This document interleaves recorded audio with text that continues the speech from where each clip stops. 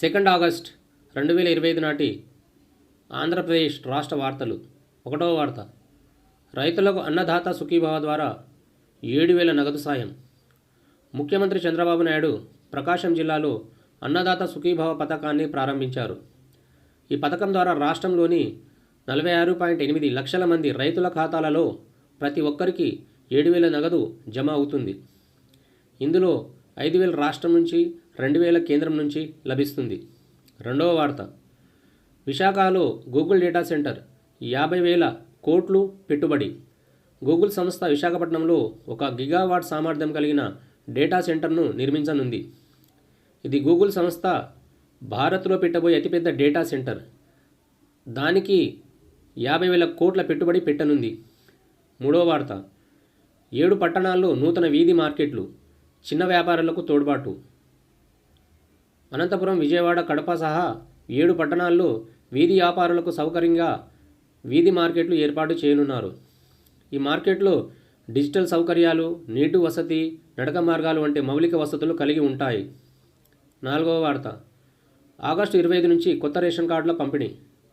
ఆంధ్రప్రదేశ్ ప్రభుత్వం కొత్తగా అర్హత పొందిన కుటుంబాలకు రేషన్ కార్డులను ఆగస్టు 25 నుంచి పంపిణీ చేయనుంది. దరఖాస్తు చేసిన వారు గ్రామ, వార్డు సచివాలయాల ద్వారా సమాచారం తెలుసుకోవచ్చు.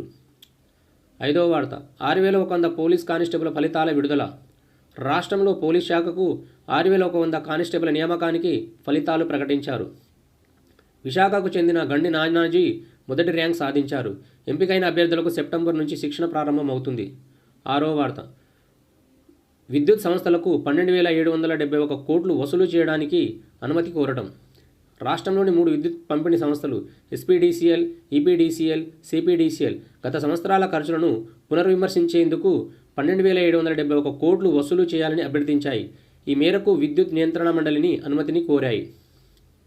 7వ వార్త, ఉత్తమ ఉపాధ్యాయ అవార్డు దరఖాస్తులకు చివరి తేదీ ఆగస్టు 8. రాష్ట్ర ప్రభుత్వం ఉత్తమ ఉపాధ్యాయులకు అవార్డులను అందించేందుకు దరఖాస్తులను ఆహ్వానిస్తుంది.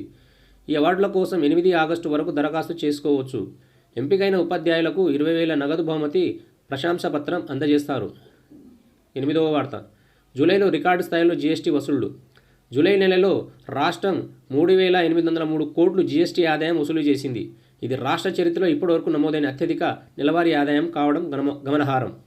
Thank you so much. Like, share, subscribe చేయండి. అంతర్జాతీయ, జాతీయ, రాష్ట్రీయ వార్తలను కేవలం 15 నిమిషాల్లో మీ ముందుకు తీసుకొస్తున్నానండి. మీ సపోర్ట్ కావాలంటే నా ఛానల్ని సబ్స్క్రైబ్ చేయండి, షేర్ చేయండి, లైక్ చేయండి. Thank you so much.